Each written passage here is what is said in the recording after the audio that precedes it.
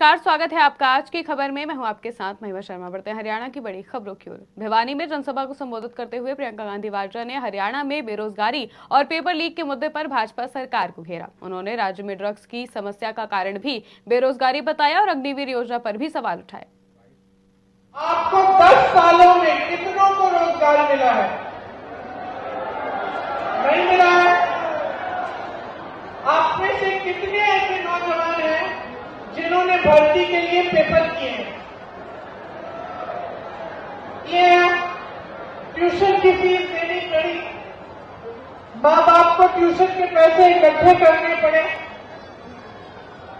आपको मालूम होगा हरियाणा में 30 पेपर लीक हुए हैं, 30। और इसमें क्या होता है? आप पेपर देते हो, पेपर लीक होता है, आपकी भर्ती नहीं होती। आप सोचते हो चलो मैंने पेपर दे दिया, आज नहीं तो कल भर्ती तो होनी है, कहीं और एप्लीकेशन नहीं देते हो। समय गुजरता रहता है, महीने गुजरते हैं, साल गुजरते हैं, आपकी भर्ती नहीं होती, आपको रोजगार नहीं मिलता। रोजगार नहीं मिलता तो नौजवान क्या करता है? भटकता है।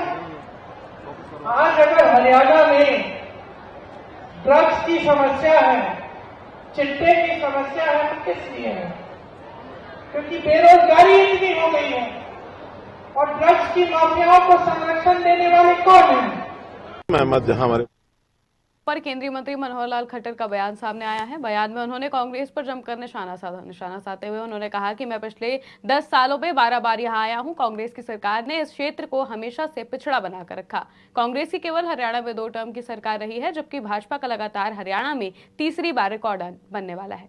अहमद जहां हमारे प्रत्याशी हैं, ये पहले भी एमएलए रहे हैं, इनको जिताने की अपील करने के लिए मैं आया हूं। और यहाँ जितने भी हमने विकास के काम कराए हैं 10 साल में, हम हले एक भी हमारे पास विधायक यहाँ नहीं कभी आया भारतीय जनता पार्टी का, लेकिन मैं तुलना करता हूं तो पूरे हरियाणा से ज्यादा काम यहाँ हुए हैं। और उसका कारण एक ये है कि कांग्रेस की सरकारों ने, ऐसे पहले और भी जो सरकारें रही हैं, उन्होंने इस इलाके को पिछड़ा बना के रखा।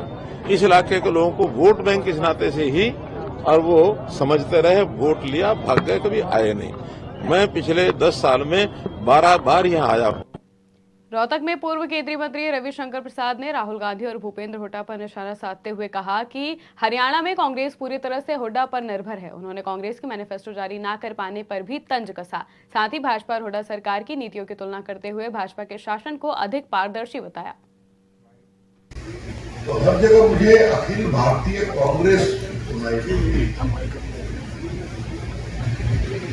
यहाँ पर मुझे पहली बार एहसास हुआ कि अखिल भारतीय कांग्रेस यहाँ हुड्डा कांग्रेस बन गई। और राहुल गांधी को भी यहाँ अनुमति लेके आना होता है। यहाँ राहुल गांधी की भी नहीं चलती। मुझे बताया गया कि कुछ अलायंस की इच्छा उनकी थी, हुड्डा जी ने मना कर दिया, अलायंस नहीं।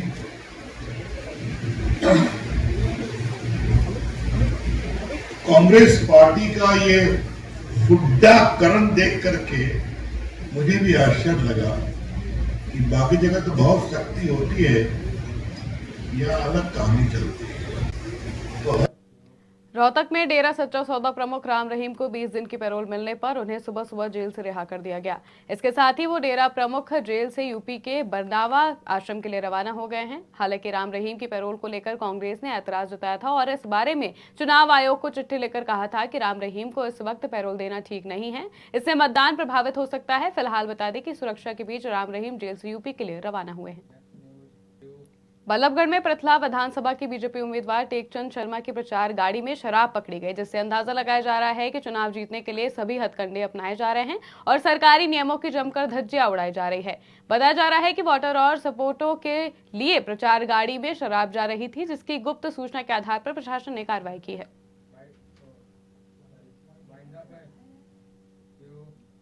हरियाणा की खबरों में फिलहाल इतना ही। देश दुनिया की तमाम खबरों के लिए देखते रहिए आज की खबर।